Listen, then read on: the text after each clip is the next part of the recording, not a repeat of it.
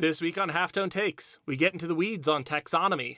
Adam learns that Yoshi's Cookie is a real game. And you get to hear the creative birth of Shrimp World, our new IP. No, it's not Shrimp World. It would be Shrimpverse. Like hi-fi shrimp punchy. One Punch Shrimp. Krill issue. Krill issue! It's done. It's canon.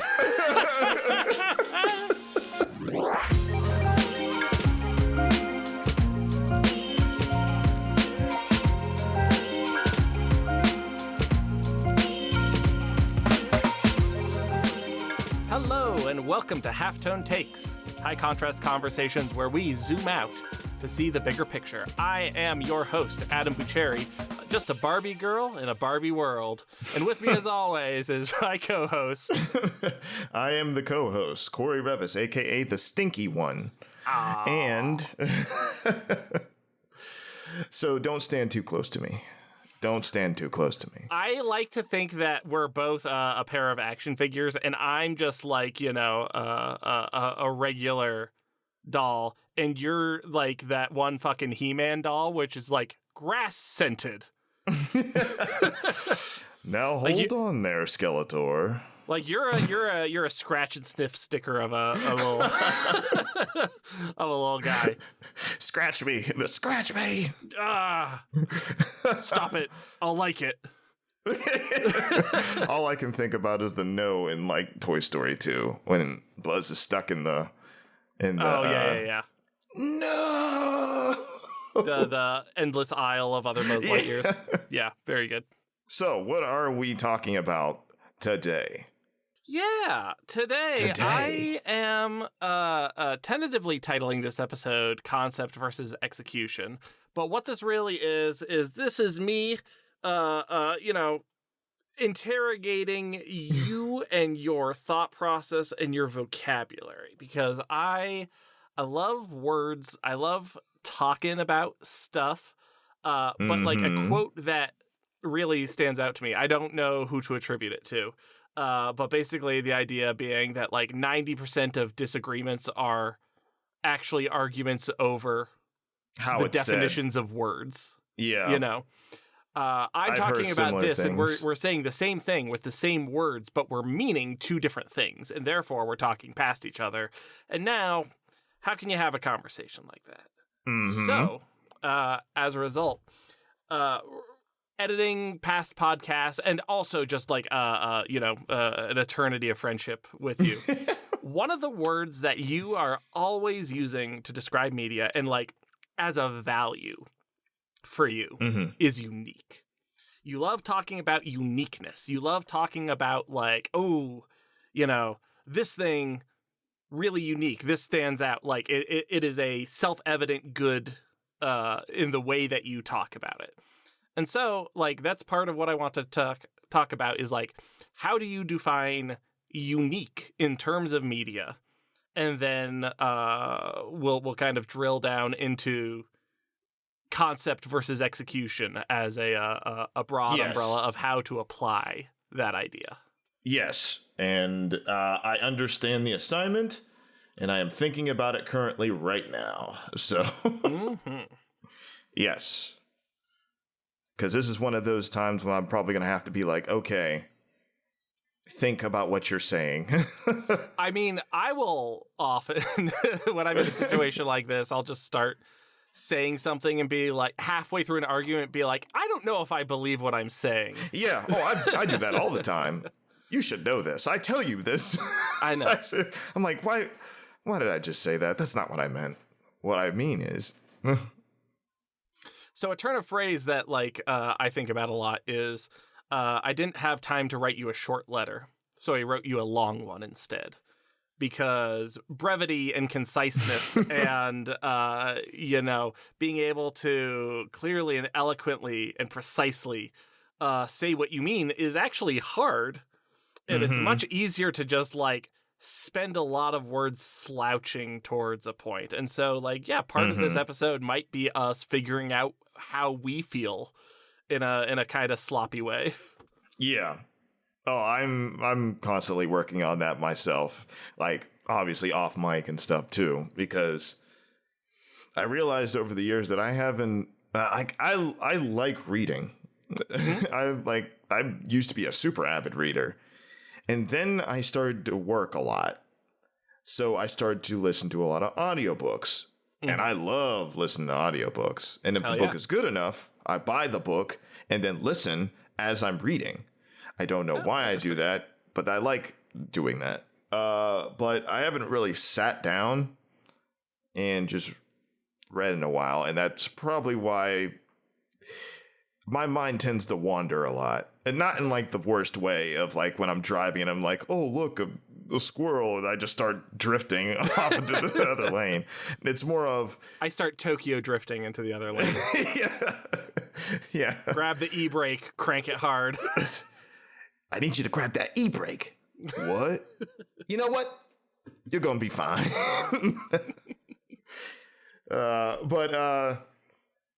Yeah. Like when I usually read or something like that, I usually like my mind goes into cinematic mode, and then I just start thinking about this one thing. I could have been on I could have done 3 more pages, but instead I stayed on this one thing where I'm like, okay, how would they say that? Where are they standing? How are they standing? What? Sure. What do these people even look like? Type thing. So, I haven't really had a chance to do that, and usually that makes me slow down and start thinking more. I notice that about myself. Like, I slow down and start thinking, okay, how, like, if I was writing this, how would I describe it? And then basically I would say that out loud, and that helps me be a little bit more articulate. So that's just a long-winded version of that. But anyway, going back to your first question. What is your first question again? Just in case you didn't say it, because I don't know. Yeah. So when you talk about media, something that I hear a lot is you talk about media being unique or the value of uniqueness. And so just wanted to ask to you, in your own words, like, what do you mean by that? Like media being unique. Okay. First things first. How I'm going to describe this is a personal preference for me, but unique to me is different, usually different in kind of the popular culture of what might be in that particular genre or what's going on in the world, like of, media. So usually when somebody subverts my expectations, and like I said, this is kind of more personal to me, when they subvert my expectations, that's when I'm like, ooh, that's unique.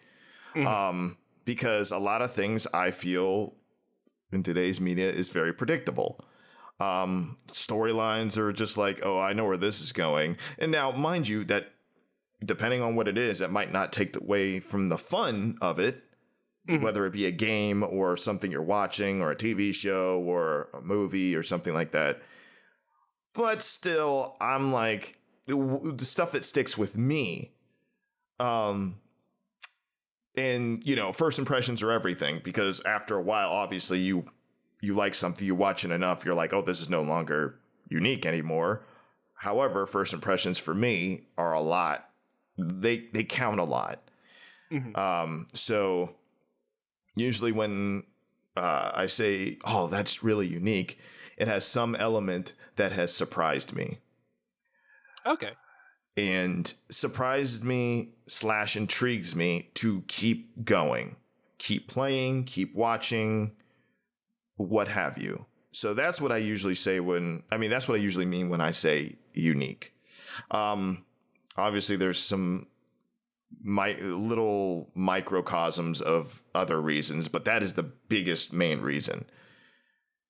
So to you, is unique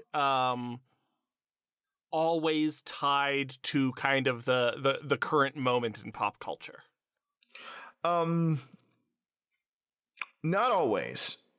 And the reason why I say that is because I may not be looking at something or experiencing something that is directly tied to the current pop culture. Mm-hmm. Maybe I just have a preconceived notion of what's going on with what I'm engaging with, but it subverts my expectations just enough that it makes me intrigued to keep going, to keep engaging with it. Because my apathy tends to crank hard when I am uninterested. And I'm like, okay, all right. Sure. I know where this is going. Okay, whatever. Now, maybe that's not exactly a good thing to, I try not to do that a lot. That is my initial reaction, because obviously if you don't engage with the entire thing, then how can you have an opinion of the entire thing? You can have a knee-jerk reaction, or just a initial impressions reaction. We all do. But I don't know how many times that I was told, well, just wait a little bit. Just let it warm up. Sure. I mean, if we talk about something that is like between us that we both like, that we've talked about before, it's Steven Universe. If I would have quit in the second episode, you wouldn't have got to the good stuff. So, and I'm not saying all media is like that, but I'm saying a lot of media that I tend to engage with is like that. And, I like slow burn stuff. So that's even more of like, I don't want to say it's a problem, but it's definitely a thing. Cool. Good start. I like hearing some of this. You're bringing up a couple different axes where like predictability of media seems to be part of it, which is interesting to me. And I have maybe controversial opinions on that. But to start with, I came into this with like two examples that I thought were like pretty interesting lenses to look at this through. So through this lens of like uniqueness, the first example that I have is John Carter of Mars, which is to say, if you're unfamiliar with it, John Carpenter of Mars was written in the 1910s. John Carter of Mars. John Carpenter of Mars. John Carpenter. Let me tell you, drop some fucking sick beats. Like,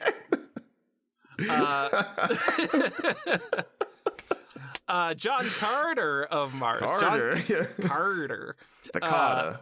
John Carter of Mars is written initially in the 1910s, and it is the progenitor of modern science fiction stories. It's basically portal fantasy where a normal guy from Earth gets magically transported to Mars, where he finds out that not only is there like an alien civilization, but like being on Mars gives him superpowers and makes him special. And then he gets involved in this whole conflict, and it's like this whole thing. And that's called an isekai. It's very isekai. in anime terms. But when they made a film adaptation of it, 2012, and it's pretty nothing. It's kind of trash. It's pretty kind of trash. And so, like, the question of it is, through your lens of unique, this is the progenitor. This is the start of it. But at this point, all of its major story beats, all of its structure, all of the stuff that made it special and unique has been done again and again and again since then. Yes. So it's not a matter of, was it unique at the time? It's no longer unique now. And as a result, like, how does that, what's your knee-jerk reaction to a piece of media like that? Like, what's the vibe? Does it feel like, who cares? Or is it interesting in its original context? Okay, this is actually a good question. Because I haven't, well, I was just going to say, like, I haven't thought about that movie in, like, years. Yeah, why would you? Yeah, bro, I mean, imagine doing a double feature of John Carter of Mars and Mars Needs Moms, like, back to back. Oh, That'd be man. so brutal. Oh, I have words about Martiny's moms too. Yeah. It's good. No, here's the thing. It's good that we're talking about Disney, the Walt Disney Company, doing these live action things, because this is kind of the problem that I have, like the uniqueness issue that kind of is a double standard when it comes to them doing stuff. Now, John Carter of Mars, I remember seeing that trailer, knowing the property, because I've seen it at conventions, and I know it's like a very old, property and stuff like that. That has tons of books. I forget the artist that did a lot of the covers for it, but I've seen that around, and I was like, ooh, this should be interesting. And obviously I'm captivated by trailers because I like how trailers look, and I just like the idea of trailers. I like being excited or intrigued by things like that. The older I have gotten, now I remember back then I was like, yeah, okay. But the older I get, the more I'm intrigued / cautious, which is healthy. I think that's good. I think just fanning out for like a teaser or something like that. Sure. That you're setting yourself up for just getting shot in the foot. And I think that's kind of common knowledge now. But shout out to everyone who's looking forward to Metroid Prime 4. RIP. Shout out to everybody who's looking forward to Half-Life episode 3. So, hey man, those people got Half-Life Alyx. That's pretty fucking good. Yeah, but people don't want that. They want episode 3. Where? Yeah, exactly. Gabe, where are you? But so I had back then, I remember having a little bit less of a healthy optimism. I was just like, oh, this is going to be awesome. Right. Especially how they put it together, which I don't think you can find that cut of the trailer anymore on the internet. I don't know what happened, but it's just gone. Because I remember seeing that trailer in a certain way, and then they updated it. Because Disney, I don't know what was going on during that time, but they updated it to where it no longer has that old, the old trailer. It's kind of the same situation with, like, remember the old Spider-Man trailer that had the Twin Towers, and then nobody could find it for a while, and then somebody just happened to find it and upload it in all of its 480p glory on YouTube like years ago. So I think it's the same kind of situation. It's just nobody cares enough about that movie, so nobody's willing to find it. So I was excited, went to go see it, and then was disappointed because I was like, oh, Disney, you had it. And that was the trick, is I thought it was pretty unique. I'm like, oh, this is a interesting take, because yes, it is true that there is, like, everything's been done. Duh. However, how do certain people handle it? Yeah. That's because certain people, regardless of what they try to do to be completely like, I have a vision for everything and stuff. I'm like, eventually your handprint starts to be familiar on all of your projects. Christopher Nolan does it. All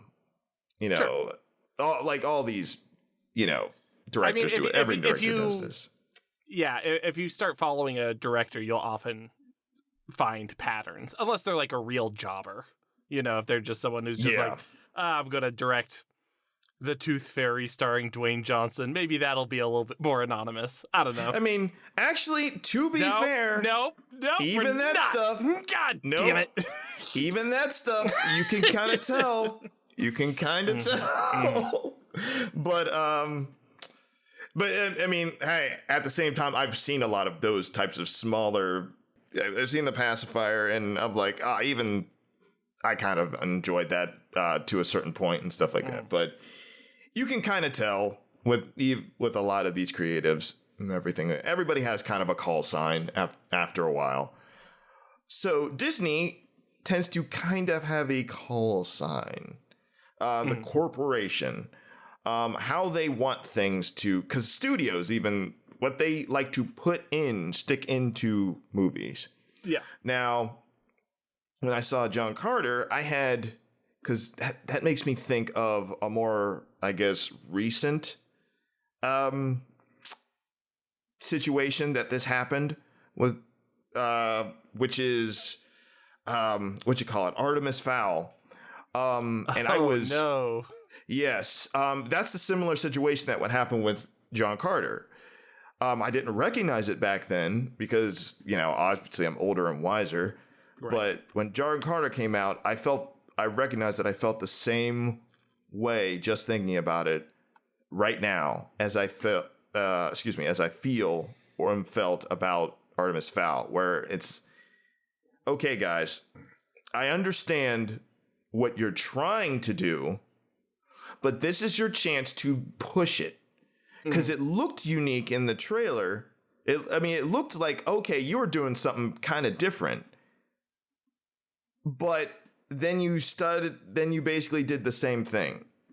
Almost how, almost what we expected. Almost how Marvel is nowadays, where everybody kind of knows the formula now. And I was like, okay. Because I'm trying to think how to say this. Because I'm also trying to remember the movie. That movie is very forgettable. The Artemis Fowl movie? Both. John Carter. Oh. We're still focusing on John Carter because that was in your question. But that's a very forgettable movie. Because really all I remember the most is the beginning of that movie, which is very unique, which I thought was very cool. Not necessarily super unique, but I like the idea of cowboys and aliens. And yes, that is stupid, but I just love that. I assume you're talking about the separate concepts of cowboys and the concept of aliens, and not the Harrison Ford starring film Cowboys and Aliens. Actually, was Harrison Ford in there? I thought that was Daniel Craig. It's Daniel Craig and Harrison Ford. Yeah, they're both in that movie. They're both in that. Oh man, I just remember seeing that once, and I was like, "What?" Because that's the thing. It wasn't bad, but it was just what? Very weird.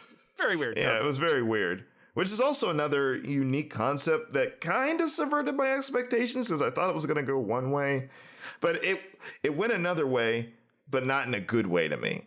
It was more of a okay. Right. It's not enough to just be unexpected. Yeah. So, excuse me. I thought John Carter was going to be one thing and a little bit more serious. And it ended up being something that was just generic. And maybe that doesn't make it necessarily bad. It just makes it, ow. Not what you were looking for? Yeah, not necessarily what I was looking for. Same thing with Artemis Fowl nowadays. I know you didn't say this, but I feel the same way because I'm like, Disney, this is your chance. This is your chance to do something mid-range. Do something a little bit more serious and a little bit more dark, as a lot of the people like to say. And but still for relatively kids type situation. For families, I should say, just like a family situation. That way, and make it like a mystery. Make your character, make a child the bad guy. Yeah. Thank you. Do that. That's what I want. The child protagonist. Yes. The bad guy. Yes. Yeah, I think Artemis Fowl is actually a really great counterpoint to talk about because as much as I don't use the word unique in my vocabulary in the same way, gotta hand it to the original book. So if you're unfamiliar with Artemis Fowl, the book series, the first 3 books are pretty great, and then it takes an absolute dump. I knew you were going to say that. I don't think it's as bad, but I do understand understand the tone definitely kind of shifts a little bit, and it's just like, Stop at 3. It I just makes promise you you. All right. But the book series, for those first 3 at least, focuses on child, like, I don't remember exactly how rich he is, but comes from extreme wealth, child genius Artemis Fowl, who is able through trickery to discover the existence of the fairy world and then exploit them for money. And he's explicitly the bad guy. He's holding them ransom. He's kidnapping people. He's doing all kinds of deplorable stuff. It's eventually revealed that he has a sympathetic motive. But like Artemis Fowl as a character is the villain of the first book. And then he gets, kind of a redemption arc where in the second book, he kind of breaks even. And then in the third book, he kind of does a face turn.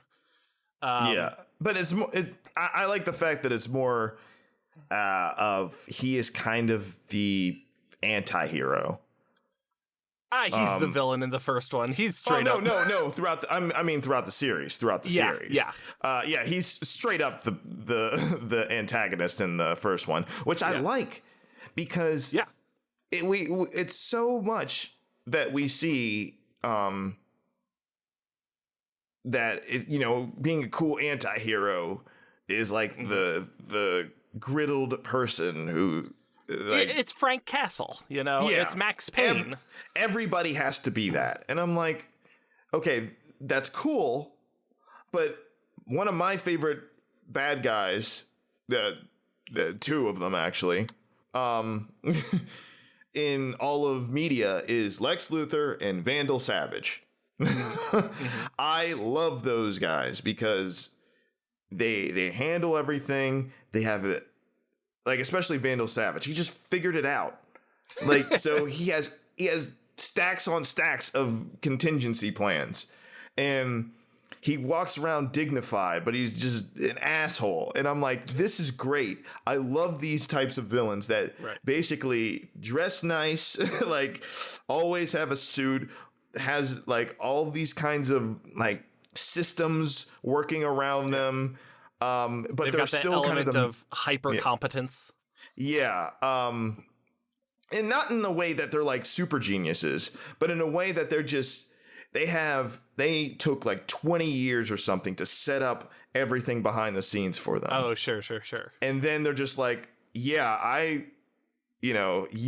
playing a different game than you, you type thing. I love those kinds of like both, heroes and anti-heroes and villains. So I loved the idea that I was a kid who was doing this, like, I think, his fortune is like, I think his family owns like a castle in Scotland and stuff like that. Yeah, it's stupid. It's ridiculous. So he has the means to do all of this and not only do this to people, but do this to like fairies and like the fae like world and stuff. And I was like, so you had like a almost a Hellboy element to it, a supernatural slash, so. And I'm like, yes, this is exactly what I wanted. You know who would be great to do this? Who has the budget to do this? Disney. Oh, shit. Oh, sure. Why have you done this? Why did you guys just change the entire concept of this? Well, I know. It's because you can't have a kid be the bad guy. Suck it. I hate you guys for this. But now they're doing like the Percy Jackson series and they're actually taking it seriously. So I'm like, okay, we'll see how this goes. But I got my eye on you. Yeah, the thing that I was slouching towards was like, I think that the book is like a really strong premise and a really strong hook, where it's just like, how the leprechauns have a pot of gold at the end of the rainbow? Well, what if the leprechauns were actually not only magical creatures, but also like highly technologically advanced, and a child super genius decided to blackmail them out of it in an awesome, elaborate magical heist. And it's like, that is the coolest thing. It's a pretty great pitch. Like, it's a cool premise, especially for like a young adult's book. Yeah. If I'm recommending this, if you're an adult and you go and read it and you're like, this is some bullshit for kids. Yeah. Duh. Correct. But like, it's pretty good bullshit for kids. Like, I'm pretty into it. And then the movie adaptation like really felt like it almost systematically stripped away everything that I just said and turned it into a cool. much more conventional film. Yeah, and it wasted its resources. I think Colin Farrell is the dad. He's barely in it. And I'm like, you paid all that money just for that? The effects were kind of weird. The choices of characters was kind of stupid. And the trailer was very misleading. And I had a feeling that we're going to do that. So I was already in a bad mood when I watched the trailer. I was like, you guys paid a lot for Radiohead. I have a feeling you're compensating for something. Mm-hmm. I love that song, and I think it's appropriate. I have no idea that's what why song I have questions. He's referring to. I don't watch trailers. Yeah, I know you don't, but now I'm not talking to you. Well, I don't know what the song is. Tell me what the song is. No, it's shoot, what is it? What is that song that starts with the piano? I went blank. I went completely blank. It's there comes the darkness. There's a spacecraft running out of the star. What is that song? I have no idea. Oh. Drop a marker. Drop a marker. Oh, the marker's been dropped, my dude. Yeah, boy. Yeah, boy. You better believe this is down there. Dex Stark. Dex That's Dark by Radiohead. Yes, that's the one. And they Disney paid for it because they usually do that to compensate when they don't have a good concept. And I was already nervous. And then I watched it and I was like, oh. Yeah. It's the script changes that felt like they sanded off all of the edges, which were the point. The point was that it was kind of edgy. But that's what I wanted them to do. Because they need, in my opinion, they need a property like that. If they just, it's the age old thing that I always say with a lot of these types of properties. Why didn't they just make this a mini series? Why didn't they just do that? I mean, I feel like that solves a lot of problems for a specific type of adaptation. But Artemis Fowl is it's not super long and it's not super complex. I feel like you could have.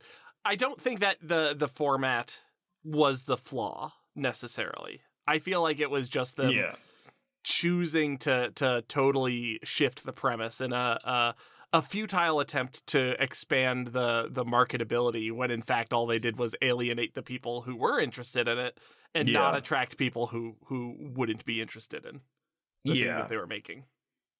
Bad value proposition, creatively to me. Mm-hmm.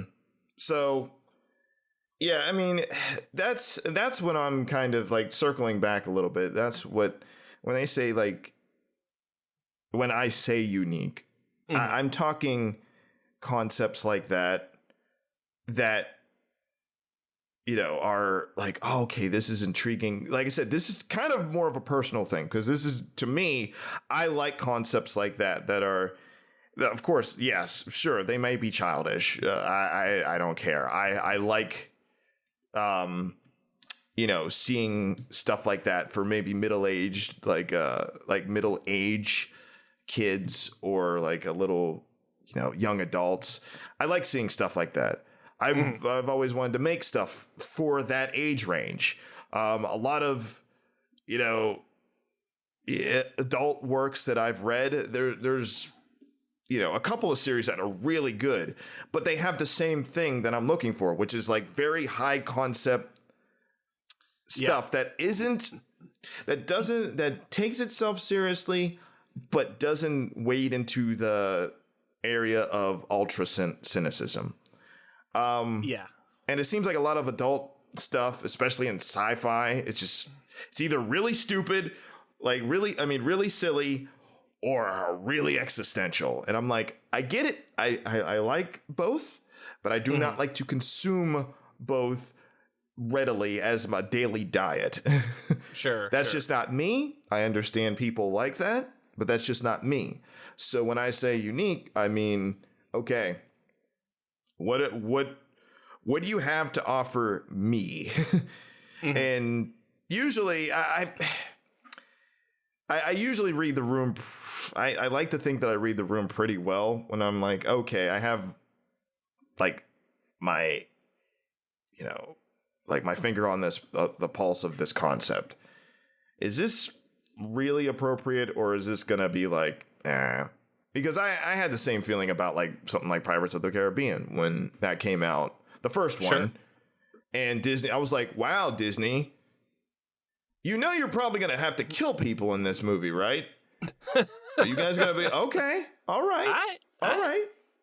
And then I watched it and I was like, all right, let's go. Yeah. Okay.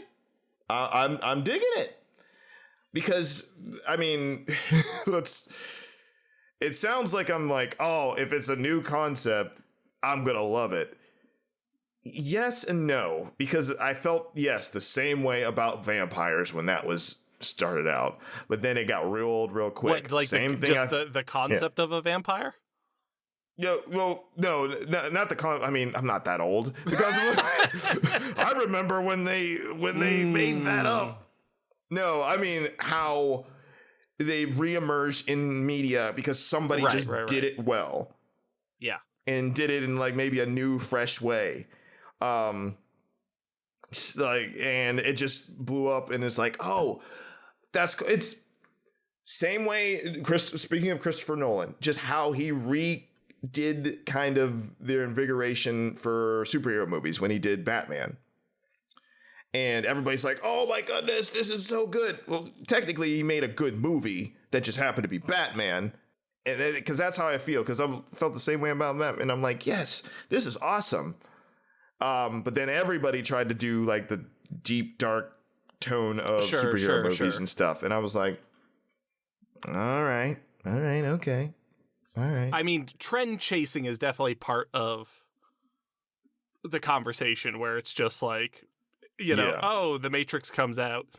And it's just like, wow, no one's ever seen a movie that looks like this because they didn't watch Blade. And then got him. Bang. And then it's just like, guess what? Underworld. And then guess what? The Ultraviolet. Resident Evil. The fucking Resident Evil movies. And it's just like I certainly understand. I'm sympathetic to like fatigue at trend chasing where it's just like something popular comes out and then here's a bunch of also rans. Yeah, and I think that's unavoidable. Unfortunately, it's going to happen, even by the best of standards of like directors and just creatives in general. Look at horror. Everybody wants to do a horror, not even a big budget, but everybody wants to be like Barbarian. Everybody wants to have that. I haven't seen Barbarian yet. Barbarian's pretty good. I actually was like, all right. I also heard that Talk to Me is actually very good. Yeah, I've heard some good buzz. So I'm like, ooh. And once I heard how people describe it, and I'm like, oh, this might be something that I'm interested in type thing. So, yeah. The people are kind of pushing it that way now, so people are getting a lot more weirder. I don't know what pushing it that way means in this context. Pushing it that way is I mean just getting weird with it. Then, that's basically what I mean. I think horror has an advantage. Horror because is great at being weird. And I don't know if because I haven't seen the film, I don't know if Barbarian is an inflection point of some kind, but like there have been a few like weird, trippy, dreamy horror movies recently that I'm pretty into just broadly. Off the top of my head, I'm talking about like Annihilation, Mandy, The Color Out of Space. Would you? I always considered Annihilation as like hard sci-fi. Oh, it's absolutely cosmic horror. Like it's bright, colorful, kaleidoscopic cosmic horror.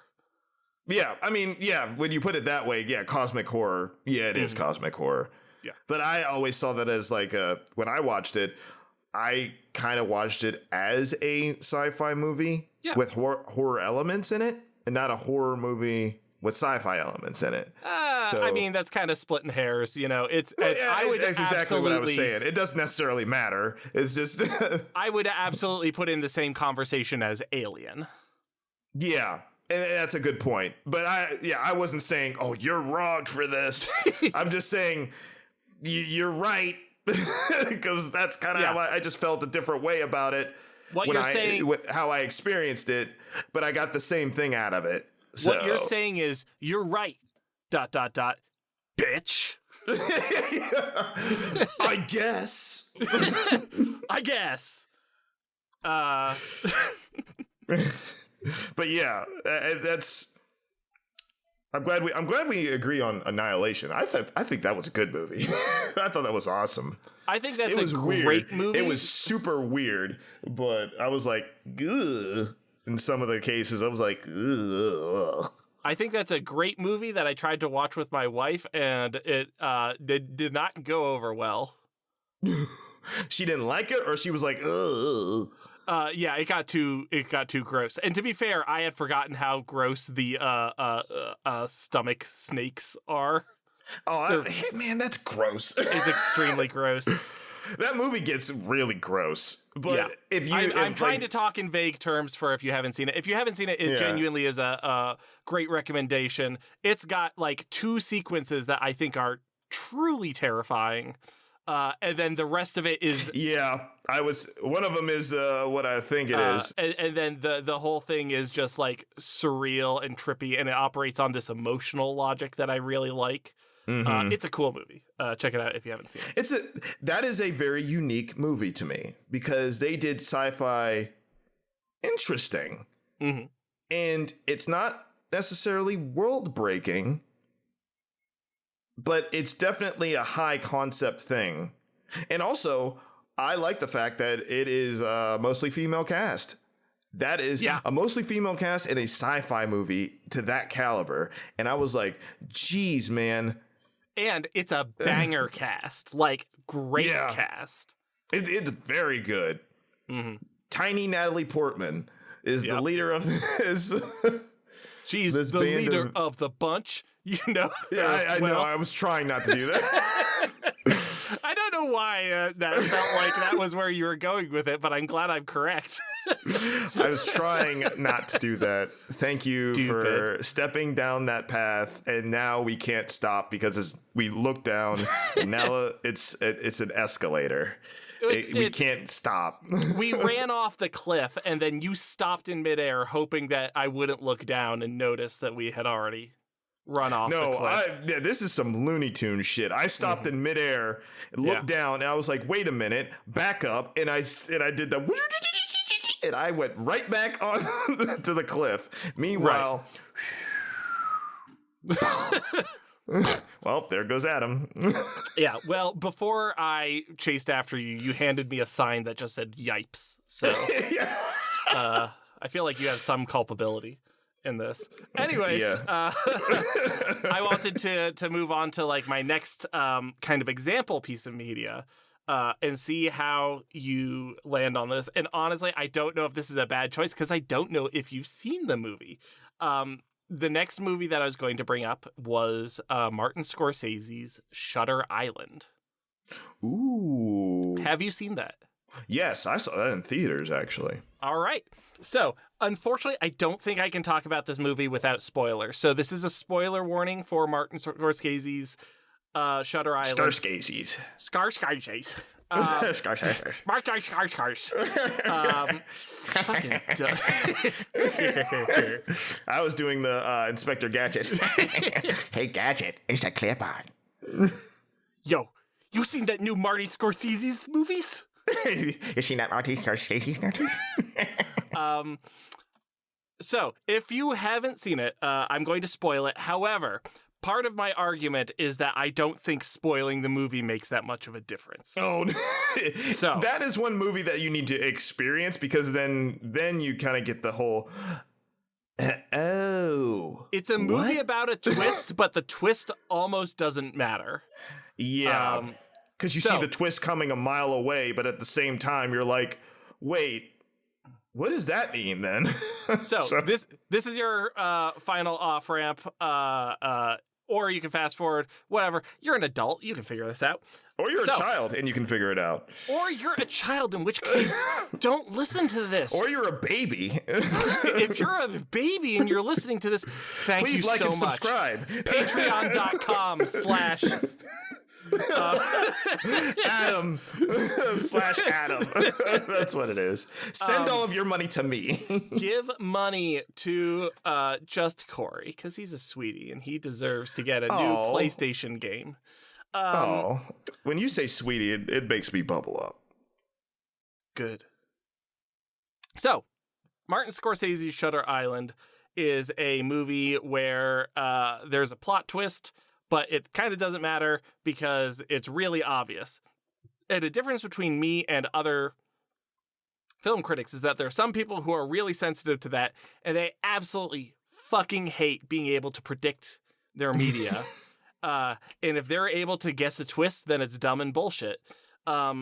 And I am not like that, where I am able to look at it and it's just like I'm able to watch media and kind of turn off the part of my brain that's trying to win, that's trying to get one up over the filmmakers.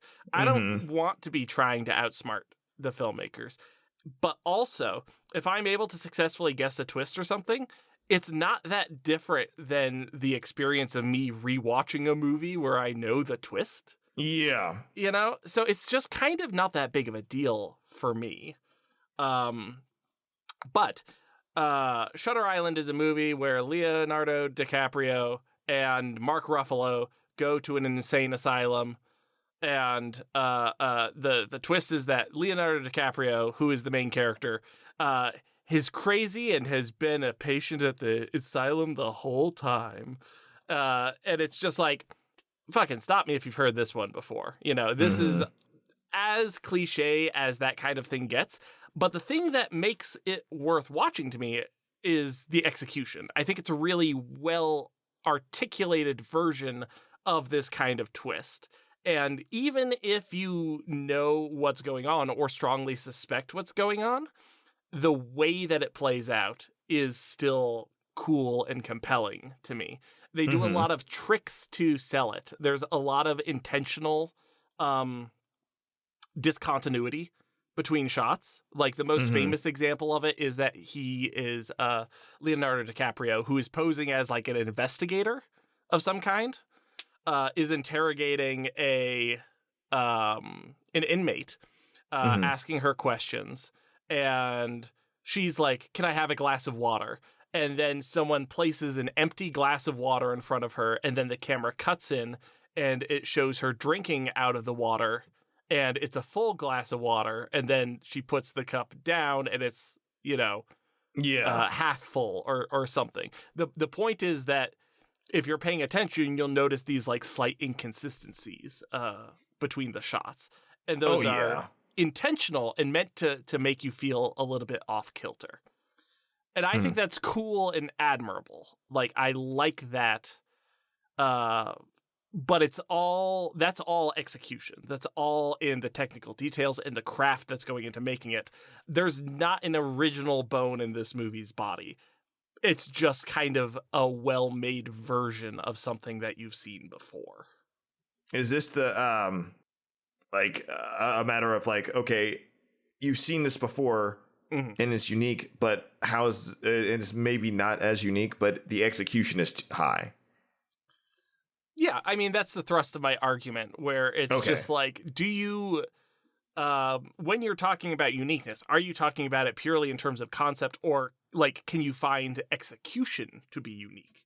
Because I feel like the deliberate use of the editing in order to create a sense of unease is something that I haven't seen a ton of, and does make it stand out as like something cool and interesting to me.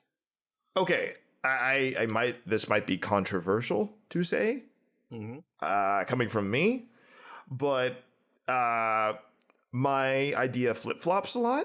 This is a half-tone take. For me, my preference tends to not flip-flop hard, but I tend to go over the line one way or the other depending on how I feel. Usually, because I can also find that execution, very good execution, can also be unique. In a way. But it definitely is more of a preference.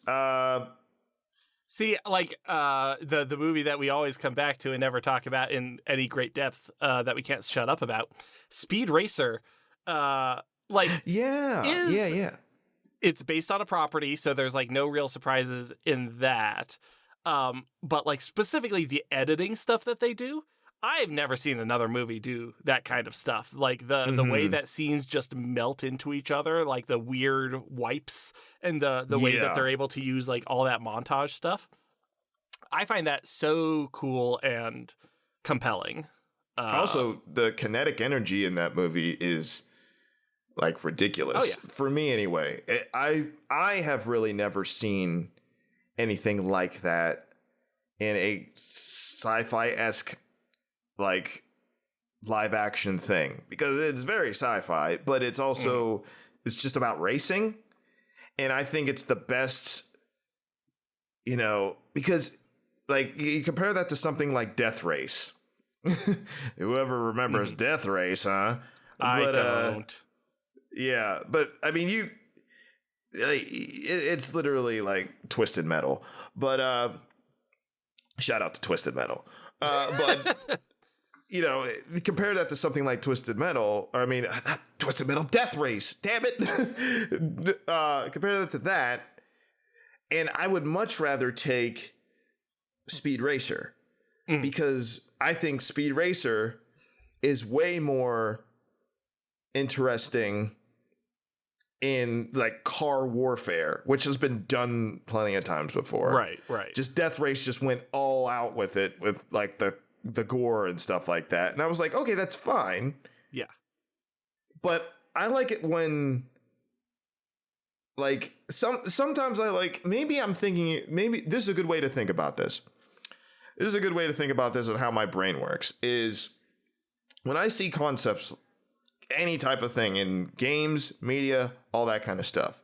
Yeah. I want to say, I'm thinking in my head, okay, maybe the people in this that made this had one person say, okay, make this entire thing, except you got one rule. You're not allowed to do this. Sure. Limitations, breeding creativity. And I like when people kind of feel like they do that. Because I feel like in, Speed Racer, nobody technically dies. Right. You could say Racer X. I don't want to hear it. Racer X did not die. That's the point. But there's so many like crashes, like death-defying stunts and people shooting lasers at each other and stuff. I'm like, geez, this is crazy. But it's fun. Yeah. And it's colorful, and they make it serious without it being super serious because it's technically a sport. It's like nobody's supposed to die in this. People are supposed to just compete. Yeah, the safety bubbles that happen when someone gets into a crash are not only a great way to manage the tone, so you're not watching a race and having people, explode and just being like, Jesus Christ, how horrifying. Like, you're not doing that. They have close-ups of some of that stuff, too. Wouldn't it be like... Oh, yeah. But now it's able to turn into, like, yet another part of, like, the fun fantasy kind of consequence-free aspect of it, while still making it, like, winning the race is still really important. It's just that intense. Our lives aren't on the line. Like, the stakes are still high, just it's not life and death stakes. And that's one of the things that I really like. You actually explained it. That's one of the things I really like about what that movie and several others pull off. Some of my favorite like films pull off is really high stakes, but one of them is not death. Yeah. And I appreciate that because everybody like, yeah, sure. this is a really high stake. If we don't do this, we're all gonna die. Even if it's not world ending. Like everybody, like this small group just needs to accomplish a task, and if we don't, we'll just die because we fail. I'm like, fine, cool, but I don't want to see that all the time. Show me something new, especially if you guys are touting as like, no, this is good. However, what you were saying, going back to kind of what you were saying of execution, man, like I would really have to. And this would come to just thinking about it. This would come down to, I hate to keep saying this word, but like personal preference of the individual who's watching it is, what do you value? How much do you value, like the execution? Yeah. Because I know for me, high execution is good. But high execution in what sense? Because, yes, they would have made a very good film, a very competent, technically well-made film. Do I want to watch this again? No, because it's not interesting to me.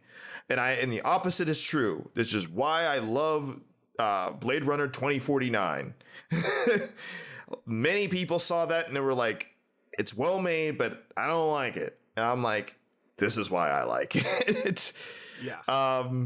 So it's hard to, like, I guess quantify and say, okay, this is how I feel about this all the time. Because that's not actually the case. It definitely depends. Especially, I would go to games too. Sure. Because you've recommended some games to me. This has happened more often than not that you've recommended some things to me and I'm like generally interested. Yeah. It's not just, like just stuff that you played. It's stuff that is like, you might like this, dude. And I'm like, okay, it actually does look cool. You do know me. So I play it and I'm like, sometimes I bounce off of it and sometimes I don't. And I honestly don't know why. It could be very small things that I just didn't vibe with, or it could be the entire playing experience that I'm just like, I just felt like this was more of a slog. I get it. I get that it's very moving and stuff like that. Like this game might be very moving to play through, and a lot of RPGs do that where you get to pick your own like dialogue options and stuff like that. And you got to get to formulate the story yourself. And, sometimes I don't want to say like sometimes I'm just not looking for that, but sometimes I'm just not looking for that. Bro, like there have been times where it's just like, hey, there's like this narrative heavy game that I've heard really great things about that I do want to play, that is interesting to me, that like does tick a lot of my boxes. And I am instead going to play Vampire Survivors. This is what I'm going to do. Yeah. Sometimes I just got to move my little guy around and pop bubble wrap. Yeah. Listen to some jams and yeah. I think that's the music. Kill 120,000 Gorgons. Like that's what I need. And get money. Get fucking money. Open up a treasure chest. You think it's a treasure chest, but no, it's a 5 times treasure chest. And it's just like, I'm about to lose my fucking mind. It's like, oh, the bit rate has gone crazy because I'm getting so much money and shooting so much stuff. Sometimes I'm playing a game and I want to be like, damn, yeah, that's for real. And sometimes I want to play a game and I just got like high squinting eyes and I'm just like, yeah, man. Sometimes I want to play a game that is Grand Theft Auto and I just want to dink around because it's dinking around day. I got Grand Theft Auto San Andreas on my phone. Congratulations. Circa 2011 or something. So this was like, like, whoa, phones can do this. You could play a whole real game on it. And I was like, God, imagine, like, you can play a full game on it. all I ever did was jump in a car and drive around at full acceleration, like while waiting for a sandwich to be ready. I would refer to that game as simply shit. I'm going too fast. And that was all I needed it to be. And you know what? Here's the thing. Welcome to Grand Theft Auto series. What took you so long? Because everybody does this. I know. Even like huge fans of the series.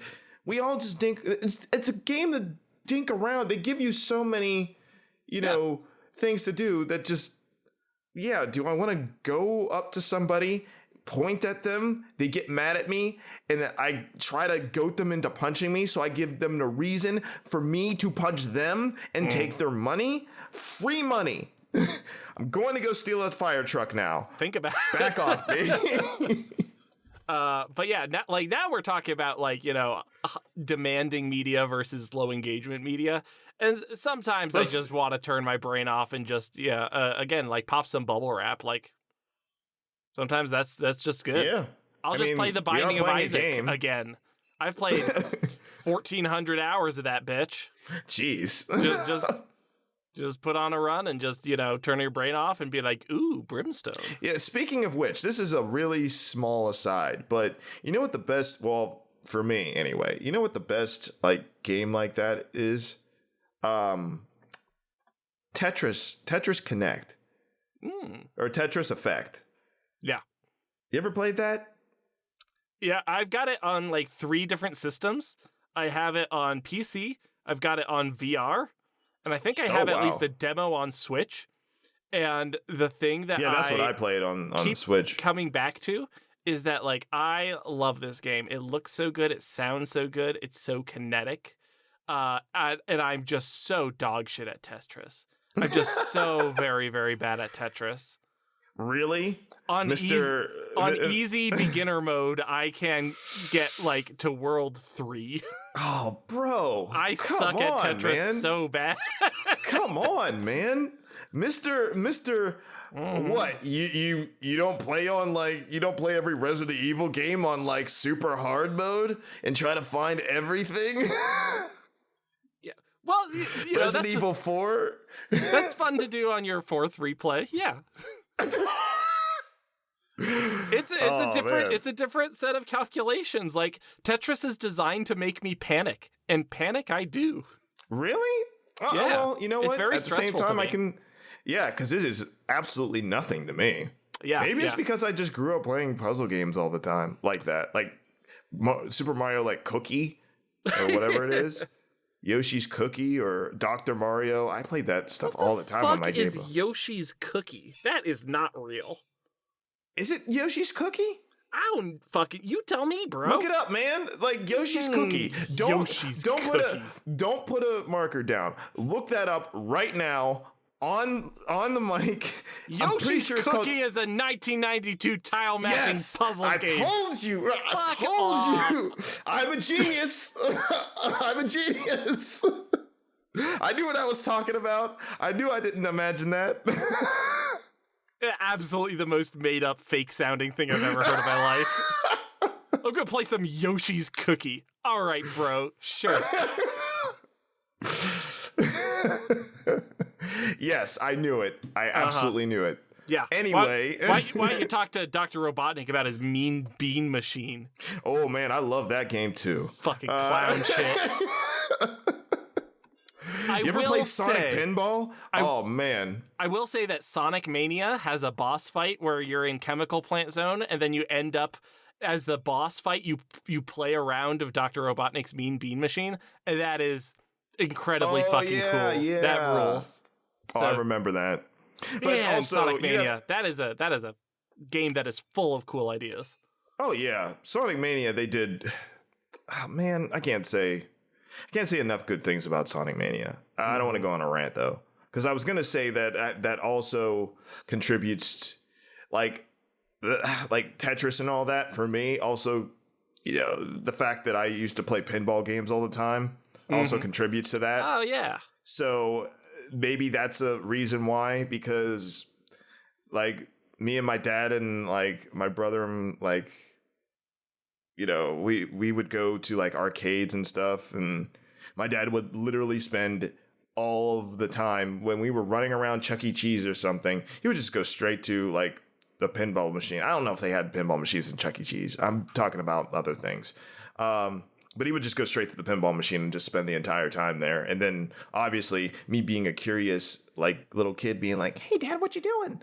And then he's like, "Oh, you want to play this?" And I'm like, "Yeah." And I just became an old man instantaneously and just spent so much time in the pinball machines. Like you didn't do too bad. Like you aged for sure, but it's not like he was like, "Come on, son, we're going to play Bass Fishing Pro 4."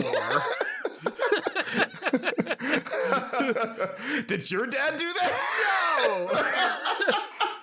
My dad hates all video games, and he likes to, anytime he sees me playing something, I'll be like playing fucking Final Fantasy VII when I'm a kid, and he comes up, he's just like, "Did you get to level 57 Planet Mordor yet?" Your dad was the meme. Are you winning, son? And also just like, really excellent at deliberately getting things wrong in order to provoke a reaction. So, for example, he always refers to the Shredder from Ninja Turtles as Blender, which is very funny. Yeah. Well, I just remember, to me, your dad was always funny to me because you just told me about the one time when you guys were playing cards. He's like, "Give me, like, what did you say? Give me more ducats." And I was like, "Wait, what?" Your dad says that? Yeah. That's really funny. He loves to collect weird slang and then use it in incorrect ways. Yeah. Recently, apparently, instead of being like, "Yo, that slaps," he'll be like, "Yo, that slams." Which also is really cool, though. Which is very funny. I would say that too.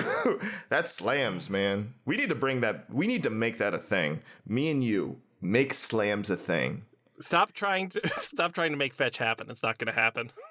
Yeah, I didn't say fetch. I said slams. I said slams. Well, slams is streets ahead, as we all know. Anyway, back to execution of film. Right. So Yoshi's Cookie is a real game. Yoshi's Cookie is a real game, by all accounts. Oh, yeah. So another thing, I'm going to actually pivot the question that I was asking. I think I've got maybe a better articulation. Okay. In front of you are two games. One is Celeste, and one is Mario Odyssey. Celeste is a video game that has new ideas throughout. It's constantly introducing new stuff, but what it's asking of you is for you to perform at a high level. It's asking you for mastery. Mario Odyssey, on the other hand, is a game where it's not super challenging. Instead, what it has is it has a ton of novelty and variety. You're always going to someplace new. You're always doing something new. You're always finding some joke or some visual gag or some weird new toy to play with. Of those two, which speaks to you more? Oh, that's a good question, actually. Because I'm just thinking about it, and I mean, I don't want to be disingenuous or just something like that, where it's just like, I don't like either of them, but okay. No, that's not fair. That's not fair. If I had to pick them, one or the other.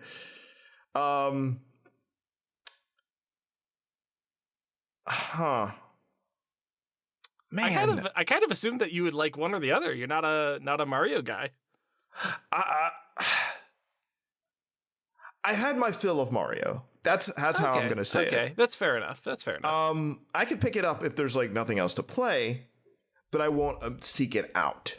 If that makes any sense. I don't, by any means, I don't hate Mario games. They are actually pretty innovative and just hilariously fun because, of course, I mean, it's just Mario jumping around, doing things, turning into a dinosaur. Cool. But Celeste is impressive. But it's not a game I would seek out because of it. I've tried to play Celeste and I suck. Yeah. I suck at those types of games, which is why I didn't necessarily bounce off of Hollow Knight. I didn't bounce off of that game, but that game becomes real hard real quick when I just kind of wanted to just go and whack stuff and find and just immerse myself in the world and like the concept art and like the characters and stuff like that. It's a demanding game. Yeah, that game gets like real hard real quick. And I was like, oh man. I mean, I don't know how far you got into it, but like it gets impossible. The difficulty ramp goes from like difficult to absolute cartoon bullshit. Yeah. And I've seen I haven't gotten very far. Like maybe I got like maybe an hour and a half or 2 hours in. Yeah. And then I was like, I started to kind of not necessarily get confused, but kind of be like, oh, and then it just got kind of grating. And I'm like, I don't feel like playing this game enough time, like with like putting hours and hours into this game so I could just get good to play the game, to experience the game. I think what you're talking about is kind of, touching on what we mentioned earlier was like the difference between demanding media and low engagement media, where you might have been coming to it being like, I'm going to get something that's, maybe not casual, but like a little bit more relaxed. And instead it's like, no, this is Dark Souls. Like you need to be paying attention all the time. Yes. But at the same time, to add to that, what I'm kind of talking about now is I didn't feel the same way about Elden Ring. So and Elden Ring is kind of hard, like super hard too. It can get really ridiculous. But at the same time, I didn't feel that way about Elden Ring. So I'm trying to think, why did I feel? Because as great as Elden Ring was to play, I feel that I would be more attracted to a game like Hollow Knight. Yeah. Personally. But if the difficulty of both is pretty high, why did I bounce off of Hollow Knight? And I didn't feel like I wanted to do that, but I was fine with doing that with Elden Ring. I mean, the disappointing answer is that, it's difficult to predict what makes us bounce off stuff. But like I bounced off Hollow Knight the first time I played it as well. I also got probably 90 minutes, 2 hours in, and then I just stopped playing for 6 months. And then I looked at it again and I was like, oh, I don't know, this kind of feels good again. Maybe I'll try it again. And then it, became the new gold standard. Yeah. Because I'll fully admit, and this is how I feel, a better example, not a better example, but an example for me that I thought Hollow Knight was going to be was Shovel Knight. Shovel Knight is awesome to me. Shovel Knight is awesome. And I love the design. I'm a bit like, I think this is the part of like what we were talking about with the entire episode of uniqueness. Shovel Knight is super unique to me. It's like one of the gold standards of how do we just build on a concept, but it's silly enough, but it still has that challenge of old school games like Ghosts and Goblins. Because that's what I kind of felt like when I was playing the game. It's like, this is kind of Ghosts and Goblins, except not as hard, not as punishing. Well, it's interesting that you bring that up as like an example of uniqueness, because it is so derivative. Like it has, it's basically Mega Man in its movement. It's got the DuckTales pogo. And then, I mean, I already said Mega Man, but I mean, we basically are dealing with a roster of robot masters, and then you get the different abilities and stuff. Like it's very familiar to those old NES game rhythms, but like, I mean, I would agree that it feels like it has a really strong identity at the very least. Yes, that's a good way of putting it. It has a very strong identity. Yeah, because, and I'm guessing maybe it's just my brain of seeing, oh man, Hollow Knight. Oh man, like some of these other games that like were more indie or something like that. Yeah. Oh, they almost kind of like Hollow Knight, or play kind of like Hollow Knight with like just variations of stuff. I need to check out all of them. And I think you meant to say Shovel Knight for those last couple. Shovel Knight. I'm sorry. Yeah, but then it's just like, when did games get so hard? To me, I was like, why is all of this hard? I mean, not to be a parody of every game critic. I don't know what we are. But Hollow Knight is definitely, it is Dark Souls. I'm evoking that for a reason. It is specifically Dark Souls 1. It is the only game that I think has captured that specific feeling in a way that even like other From Software games don't. So calibrate those expectations if you go back into it. Like, this is 2D Dark Souls 1 specifically. I'll probably go back into it because, like I said, the good thing about that game, and the good thing about a lot of these types of games and movies and film and whatever, is I tend to give, like, maybe it's just me, but I tend to give things a little bit more of a second chance if the concept or the uniqueness catches me, it has a hook in me enough. And Hollow Knight looks really good. It looks great.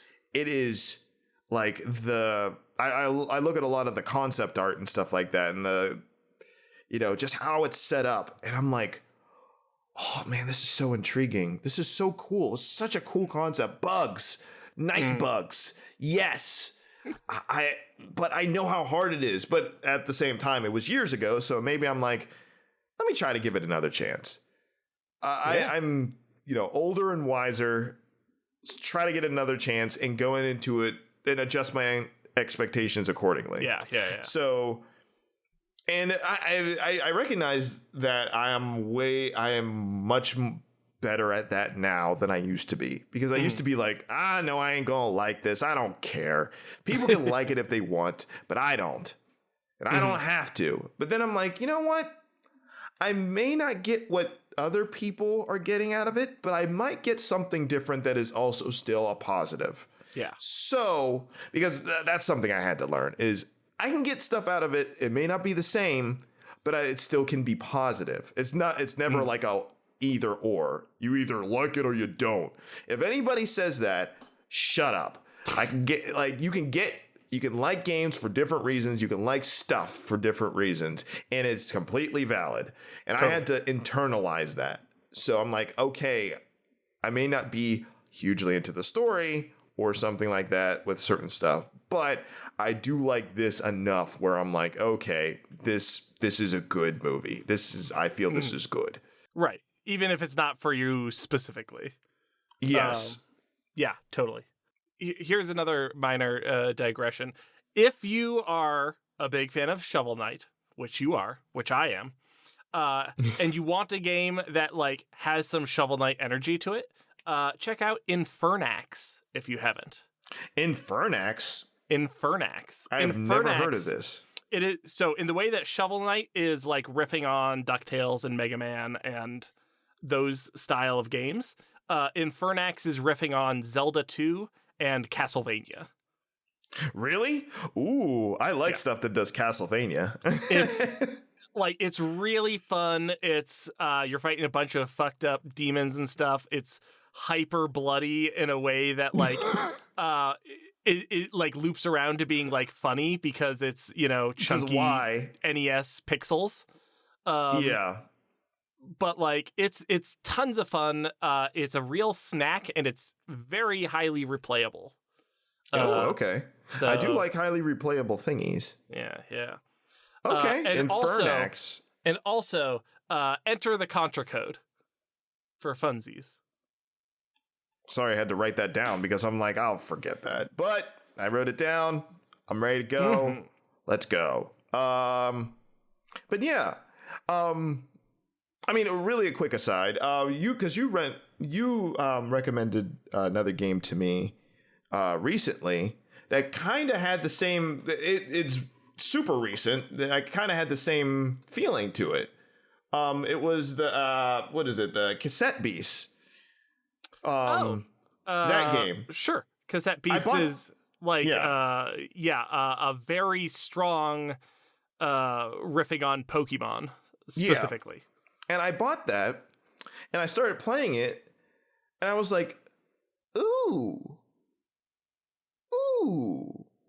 this is neat. It's really good. This is pretty unique without it being stupidly punishing because of course. But I was like, okay, this isn't as hard as I thought it was going to be because everybody's saying, no. The mechanics are crazy. I'm like, the mechanics are different. Yeah. But once you get it, you're like, oh, I see how this goes type thing. It's more rigorous than Pokemon, but let's be real. It's difficult to be less rigorous than Pokemon. Yeah. You know, I mean, those are easy games. Yeah, I used to play a game called Temtem. And that was also a riff on Pokemon, but the game is also like kind of hugely punishing. So sure, it's super. They crank up the difficulty, but it's the same basic concept. But this one, it does kind of an okey doke almost. What? Because it's not the same type of okey doke. No. I'm explaining. It's like they kind of subvert expectations, and where it's not just a handshake, it's not just a Rochambeau thing.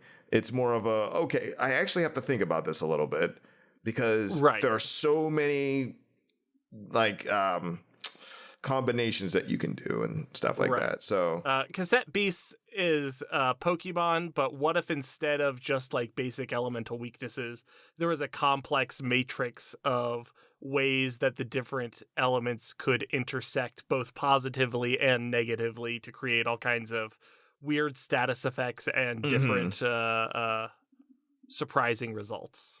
Yeah, which I found pretty compelling.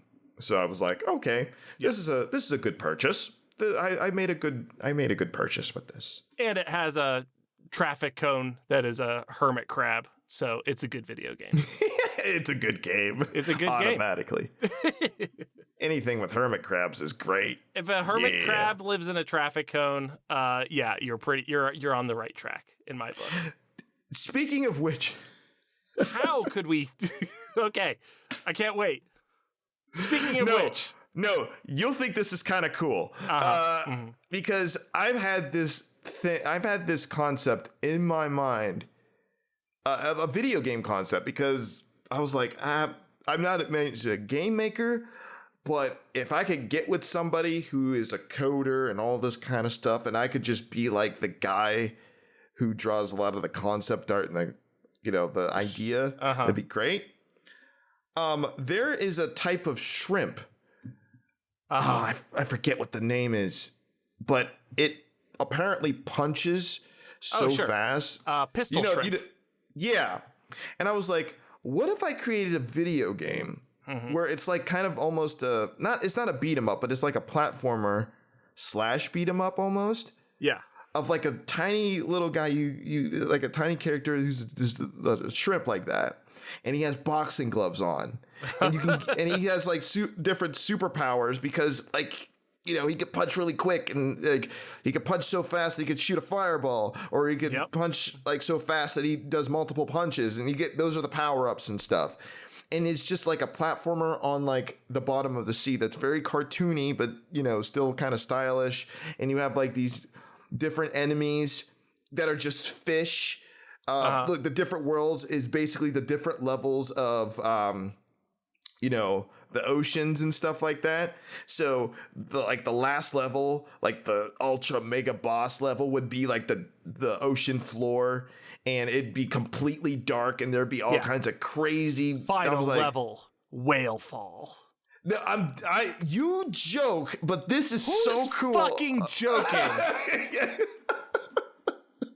Folks, I just want to say that this is literally exactly, you are listening right now to the real-time the creative process that will produce a Hey Man. There will be a Hey Man at the end of this. This is already a Hey Man, dude. How does the pistol shrimp get his mail? My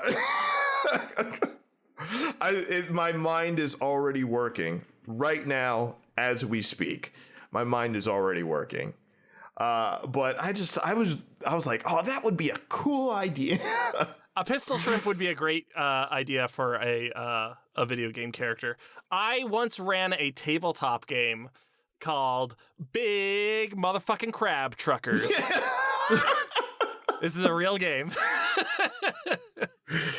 And in that game, one of my players decided to be a pistol shrimp and would load stuff into her claws and then shoot them at high velocities. Yeah, that's awesome. And then they fought like, here's a Mad Max bus full of, murder shrimp. And they're coming at you. They got chainsaws. And it's going to be a whole thing. It's great. It was a great little one-shot. My friends got too drunk during it. Sounds like a great time. That's what I'm talking about. It was a good time. But, yeah, to me, that would be a really cool game. Mm-hmm. If any of y'all who are listening to us are into game design and don't think I'm a complete idiot, please email us email me specifically at halftonetakes. If anyone wants to do all the work while we just sit back and go, I think they should punch hard, then boy, do we have a working situation for you. And yes, I know what you're thinking. We do pay an exposure.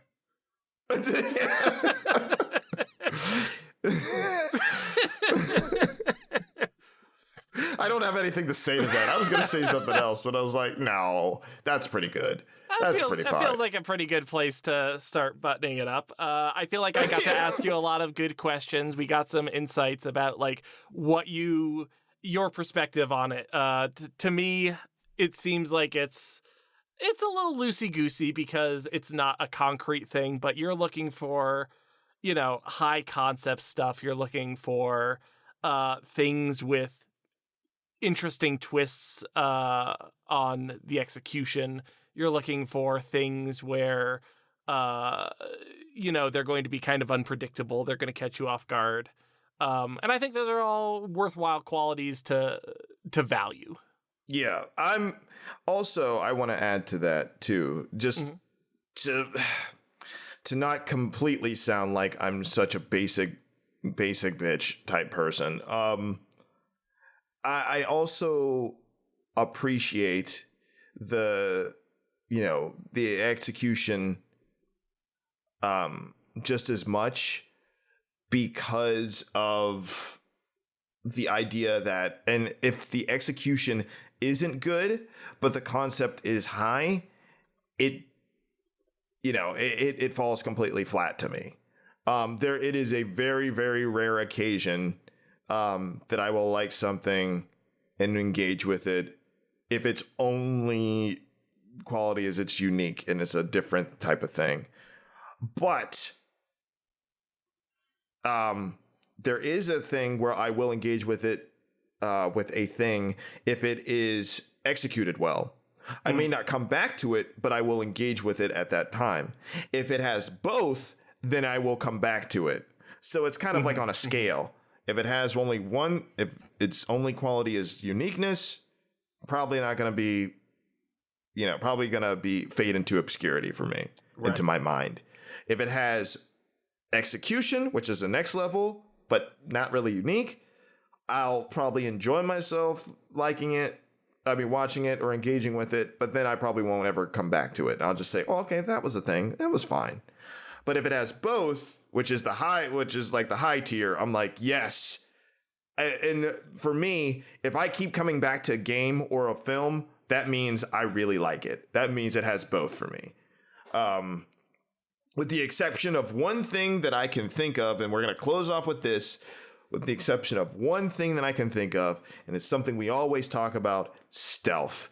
I have no idea why I like that. I love that stealth is like this albatross around your neck. It's just something that is always going to get brought up no matter what. Like we It's have a court mandated like stealth quota that we got to put into this fucking podcast. I'm telling you, I don't know why. I'm just thinking about it right now. It's tier 1.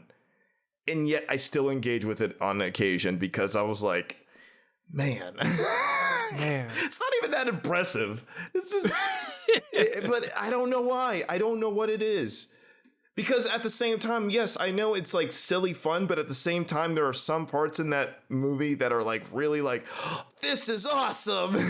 So like, what does this mean? What does that mean? Yeah. Stealth. It's the stone across my neck. It's a stone hanging from my neck. It will never leave me. I was going to describe it as a warm, comforting blanket that you just can't get rid of. Covered in feces. Yes. Oh no. It's a real Pigpen situation. Oh, don't disrespect Pigpen like that. Yeah, well, he would have standards. It would just be dirt. It wouldn't be feces.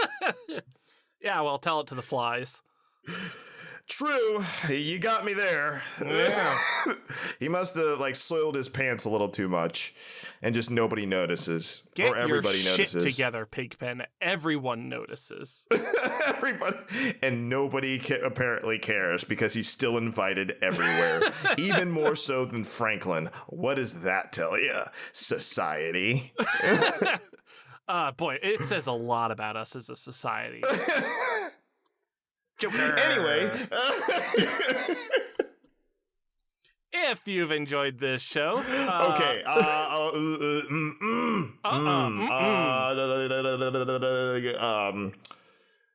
Are we closing out first, or are we doing something, the new thing that you want to tell the people? Of course. Thank you for reminding me.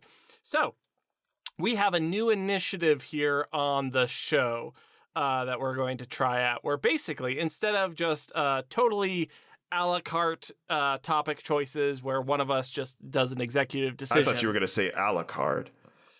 I was like, where is he going with this? Castlevania Symphony of the Night. Instead of just one of us making a decision about what the episode topic is, now, at the end of each episode, we're going to propose 2 possible future topics to the person who will be interviewed next time. So, Cory, you've got 2 potential subjects that I get to pick between. Yes. Topic number 1, stealth. Oh, don't tempt me. But I think another thing that we wanted to just a really quick to add to what Adam just said about the new initiative is also we're trying to be a little bit more, I guess, specific with the topics that we pick for each other. It's for better engagement, et cetera, but I think that it should work because this is obviously it worked today and stuff, and I felt that we had a good conversation. So my 2 topics, getting right down to it, is the obvious one that probably everybody wants to hear about anyway because everybody is nerd. Everybody's a nerd out there. Lord of the Rings. Yeah. I feel that you have a lot of knowledge in that, more so than I do. And not only knowledge, but experience. And not only experience, but just like personal experience, which is what I really want to hear about. And also another one, the second one, is I want to talk, I want to ask you a little bit more about, it's a little bit more broad, but it's about video games that moved you. Oh. Specifically, Night in the Woods. Oh, I have so much to talk about Night in the Woods. Night in the Woods is such a personal game for me. Yes. And that's why I was like, I'm still playing through it. But I know you have a lot to say about that. And I know those are one of the games that moved you. This is why I want to talk about specific games. Movies, they're kind of an easy sell. You can get moved by, by films all the time. Yeah. Games you actually physically have to engage with. It's different. It's different with video games. So I want to talk about the games that... Because it invites you to participate in the narrative. It invites you to be an active member of the story. So... Yeah, and Night in the Woods, and I know Night in the Woods. So far, I'm really enjoying it. I'm getting really huge vibes from it, and I guess we'll talk about that if you end up picking it. But that's the thing that I was like, oh, you know what? We'll go there with one of my questions, I guess. First of all, great topics. I would love to talk about both of them. Do you think it's likely that you would be finished with Night in the Woods by the time the next episode rolls around? I can definitely do that. I have it on. Ooh. I have it on both PS5 and my computer. I can get it done. Yeah. Oh gosh, like this is difficult for me to choose between. I'm going to say Night in the Woods, because if you're actively playing through it and you're going to be finished by the time that we record, then that's going to be really fresh, and I think that's going to be really interesting to talk about. And so, for listeners, part of what makes this so important to me, something that makes it so resonant to me, is because this is a game that's about the place that we grew up more than any other piece of media I feel like ever will be. Like, this is so incredibly specific to not just Rust Belt, not just Pennsylvania, but like our part of that state and this time in our lives, like where we grew up, when we grew up, the context around it. It's all incredibly specific. And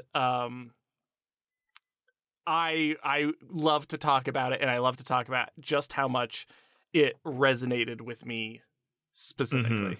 And, once you get to the end of it, I hope it will resonate with you as well, Cory. I hope so, too. It's that's another unique game that I thought I would immediately bounce off of, let's be honest. Because it's like, it's one of these types of games. But I was like, one, the music is very vibe-worthy. It's incredible. It's like, and I was like, oh, okay. All right. And yes, also, considering I still live in Pittsburgh, I'm like, wait. So, like, smelters. Where are these developers from? Yep. Where are you all from? Because I'm serious. I'm like, hold on a second. I feel like I know these people. And I'm like, okay, maybe it'll get worse as I play through the game. But by worse, I mean, why do I have the nagging familiarity? Yeah. Like gnawing at my brain. And maybe that's the point of the whole game. But I'm playing through it. We'll be fine. Have you shoplifted pierogies yet? No. Oh no. Oh no. Oh no. If you have enjoyed this show, if you have any questions, comments, or suggestions for a topic of an episode, please send us an email at halftonetakes@gmail.com. If you've enjoyed listening, please give us a rating and review on Apple Podcasts, Podcast Addict, or wherever else podcasts are rated. The only way that we grow is by word of mouth, so tell a friend. I have been Adam Bucherri. I'm an animator and game designer. You can find my tabletop games at boocherry.itch.io. That is boo like ghost, cherry like fruit. Ooh, scary. I am Cory Revis, illustrator and comic creator. You can find me on Instagram at EARTHUR_ONE. That's Earther1 on Instagram. And also check out my comic, Dawn of Time, on Webtoon. That is Dawn of Time. Now, Cory, I'm being interrupted by breaking news. It seems to me that there are reports that Halftone Takes now has an official Instagram account. Cory, can you confirm or deny? Yes. Yes, there is an Instagram. Look up Halftone Takes on Instagram. I'm starting to post that stuff regularly. I'm going to be, every episode that comes out, I put out a new piece of artwork just to give you an idea of what we're talking about. It's great. Subscribe to that. Like, I'm going to start posting all kinds of crazy stuff that we talk about because it's cool. And engage with it. Like it and comment on it, and please don't be mean. Don't be mean to us. I'm sensitive. Don't be mean to us. Don't be mean to me. If you like this show, be mean to me, Adam, and not Cory. He can take it. I can't. His hit points are so low. Yeah, I put all my points in charisma. What do you want from me? You have to understand he's a glass cannon build. He can't take a direct hit. That's why I'm so fast. I'm so quick with it. He's fast as fuck, boy. I was just about to say. All right. Okay, we're good. Oh, we're so good. All right. Thanks for hanging out, boo. Yeah, I love you, bro. See ya. See ya.